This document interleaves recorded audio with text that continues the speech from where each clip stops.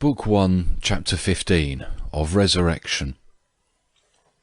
For Nekhludoff, this early Mass remained forever after one of the brightest and most vivid memories of his life.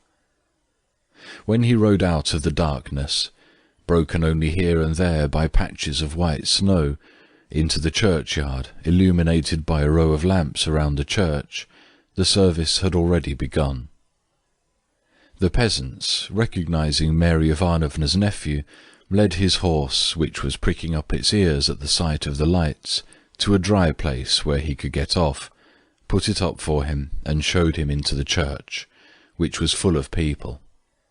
On the right stood the peasants, the old men in homespun coats and clean white linen bands wrapped around their legs. Long strips of linen are worn by the peasants instead of stockings. The young men in new cloth coats, bright-coloured belts around their waists and top boots. On the left stood the women, with red silk kerchiefs on their heads, black velveteen sleeveless jackets, bright red shirt sleeves, gay-coloured green, blue and red skirts, and thick leather boots. The old women, dressed more quietly, stood behind them, with white kerchiefs, homespun coats, old-fashioned skirts of dark homespun material, and shoes on their feet. Gaily dressed children, their hair well oiled, went in and out among them. The men, making the sign of the cross, bowed down and raised their heads again, shaking back their hair. The women, especially the old ones, fixed their eyes on an icon surrounded with candles, and made the sign of the cross, firmly pressing their folded fingers to the kerchief on their foreheads, to their shoulders and their stomachs, and, whispering something, stooped or knelt down. The children, imitating the grown-up people, prayed earnestly when they knew that they were being observed. The gilt case containing the icon glittered, illuminated on all sides by tall candles ornamented with golden spirals. The candelabra was filled with tapers, and from the choir sounded most merry tunes, sung by amateur choristers, with bellowing bass and shrill boys' voices among them. Nekhludoff passed up to the front. In the middle of the church stood the aristocracy of the place, a landed proprietor with his wife and son, the latter dressed in a sailor's suit, the police officer, the telegraph clerk, a tradesman in top boots, and the village elder with a medal on his breast. And to the right of the ambo, just behind the landed proprietor's wife, stood Matrona Pavlovna, in a lilac dress and fringed shawl, and Katusha, in a white dress with a tucked bodice, blue sash, and red bow in her black hair. Everything seemed festive, solemn, bright, and beautiful. The priest in his silver cloth vestments with gold crosses, the deacon, the clerk and chanter in their silver and gold surplices, the amateur choristers in their best clothes with their well-oiled hair, the merry tunes of the holiday hymns that sounded like dance music, and the continual blessing of the people by the priests, who held candles decorated with flowers and repeated the cry of "Christ is risen! Christ is risen!" All was beautiful. But above all, Katusha, in her white dress, blue sash, and the red bow on her black head, her eyes beaming with rapture. Nekhludoff knew that she felt his presence without looking at him. He noticed this as he passed her, walking up to the altar. He had nothing to tell her, but he invented something to say, and whispered as he passed her, "Aunt told me that she would break her fast after the late Mass." The young blood rushed up to Katusha's sweet face, as it always did when she looked at him. The black eyes, laughing and full of joy, gazed naively up and remained fixed on Nekhludoff. "I know," she said, with a smile. At this moment the clerk was going out with a copper coffee-pot of holy water in his hand.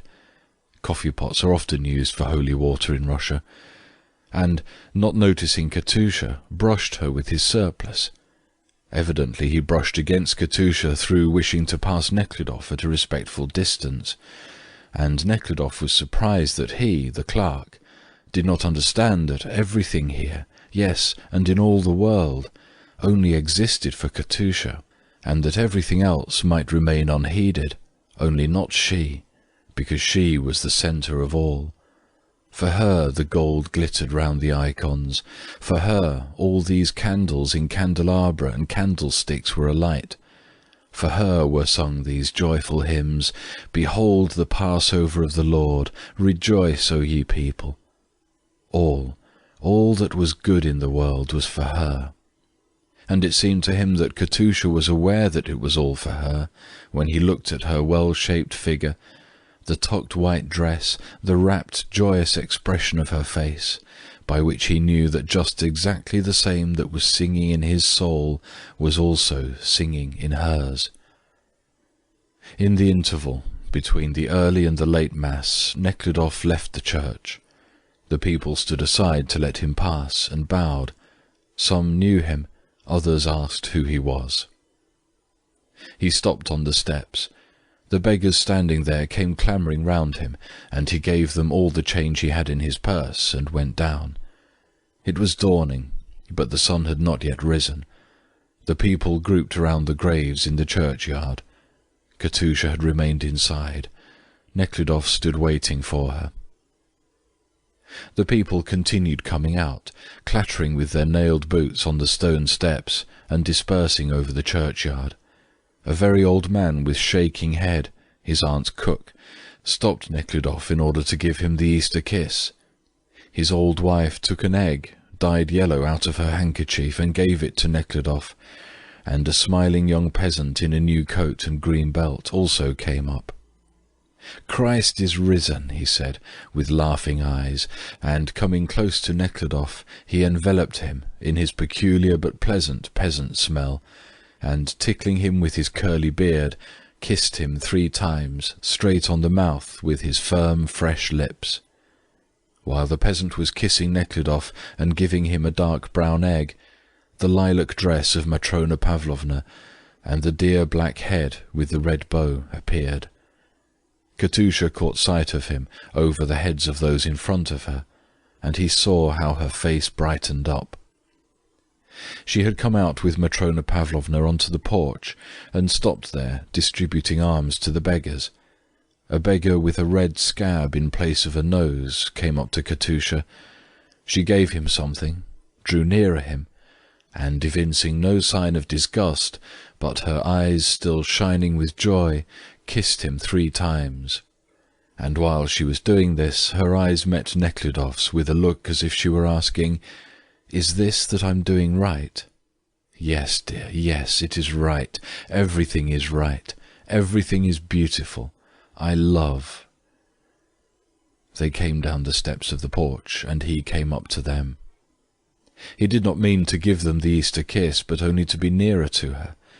Matrona Pavlovna bowed her head and said with a smile, "Christ is risen," and her tone implied, "Today we are all equal." She wiped her mouth with a handkerchief rolled into a ball, and stretched her lips towards him. "He is indeed," answered Nekhludoff, kissing her. Then he looked at Katusha. She blushed and drew nearer. "Christ is risen, Dmitri Ivanovitch."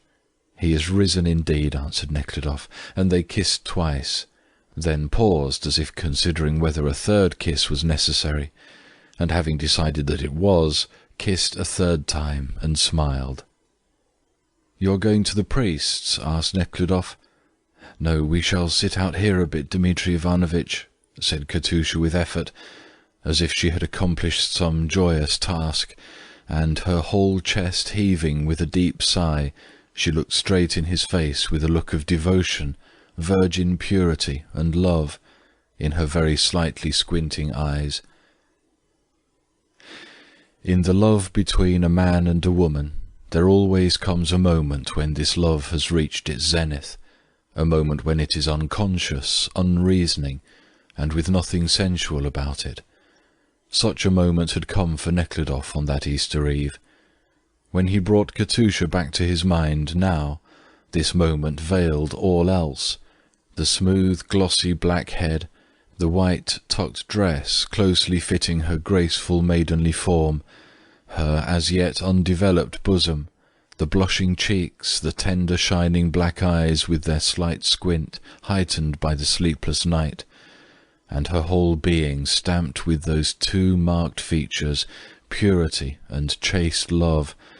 Love not only for him, he knew that, but for everybody and everything, not for the good alone, but for all that is in the world, even for that beggar whom she'd kissed.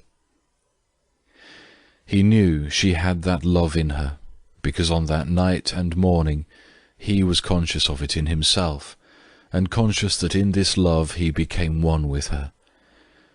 Ah, if it had all stopped there, at the point it had reached that night!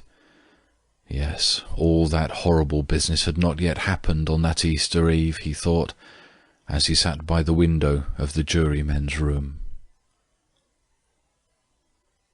End of Book 1, Chapter 15.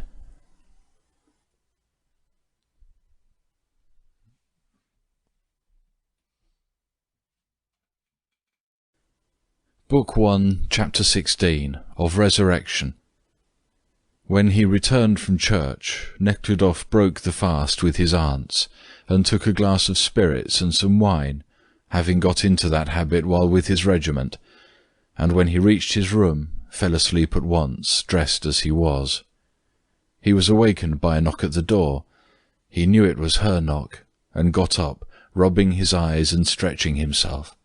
"Katusha, is it you? Come in," said he. "Dinner is ready," she said.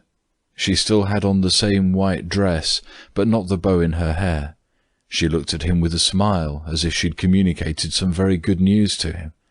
"I'm coming," he answered as he rose, taking his comb to arrange his hair.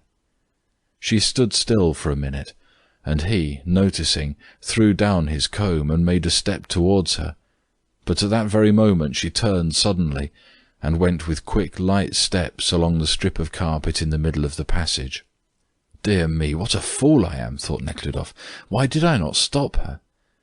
What he wanted her for he did not know himself, but he felt that when she came into his room something should have been done, something that is generally done on such occasions, and that he had left it undone.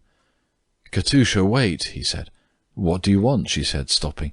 "Nothing, only—" And with an effort, remembering how men in his position generally behave, he put his arm round her waist. She stood still and looked into his eyes. "Don't, Dmitri Ivanovitch, you must not," she said, blushing to tears, and pushing away his arm with her strong, hard hand. Nekhludoff let her go, and for a moment he felt not only confused and ashamed, but disgusted with himself. He should now have believed himself, and then he would have known that this confusion and shame were caused by the best feelings of his soul demanding to be set free. But he thought it was only his stupidity, and that he ought to behave as everyone else did. He caught her up and kissed her on the neck. This kiss was very different from that first thoughtless kiss behind the lilac bush, and very different to the kiss this morning in the churchyard. This was a dreadful kiss, and she felt it. "Oh, what are you doing?" she cried, in a tone as if he had irreparably broken something of priceless value, and ran quickly away. He came into the dining-room. His aunts, elegantly dressed, their family doctor and a neighbour were already there. Everything seemed so very ordinary, but in Nekhludoff a storm was raging. He understood nothing of what was being said, and gave wrong answers, thinking only of Katusha. The sound of her steps in the passage brought back the thrill of that last kiss, and he could think of nothing else. When she came into the room, he, without looking round, felt her presence with his whole being, and had to force himself not to look at her. After dinner, he at once went into his bedroom, and for a long time walked up and down in great excitement, listening to every sound in the house, and expecting to hear her footsteps. The animal man inside him had now not only lifted its head, but had succeeded in trampling underfoot the spiritual man of the days of his first visit, and even of that very morning.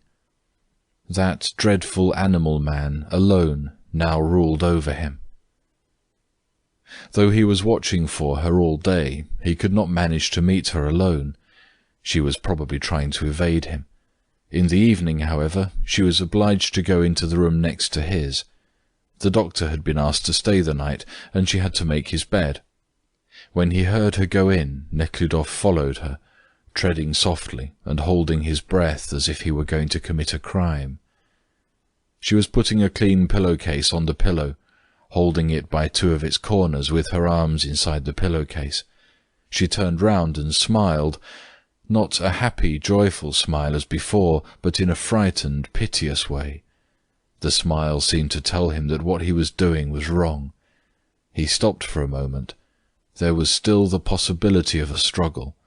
The voice of his real love for her, though feebly, was still speaking of her, her feelings, her life. Another voice was saying, "Take care I don't let the opportunity of your own happiness, your own enjoyment, slip by." And this second voice completely stifled the first. He went up to her with determination, and a terrible, ungovernable animal passion took possession of him. With his arm round her, he made her sit down on the bed, and feeling that there was something more to be done, he sat down beside her. "Dmitri Ivanovitch, dear, please let me go," she said, with a piteous voice. "Matrona Pavlovna is coming," she cried, tearing herself away. Someone was really coming to the door. "Well then, I'll come to you in the night," he whispered. "You'll be alone?" "What are you thinking of? On no account. No, no," she said, but only with her lips. The tremulous confusion of her whole being said something very different. It was Matrona Pavlovna who had come to the door. She came in with a blanket over her arm, looking reproachfully at Nekhludoff, and began scolding Katusha for having taken the wrong blanket. Nekhludoff went out in silence, but he did not even feel ashamed. He could see by Matrona Pavlovna's face that she was blaming him. He knew that she was blaming him with reason, and he felt that he was doing wrong, but this novel, low animal excitement, having freed itself of all the old feelings of real love for Katusha, ruled supreme, leaving room for nothing else. He went about as if demented all the evening, now into his aunt's, then back into his own room, then out into the porch, thinking all the time how he would meet her alone.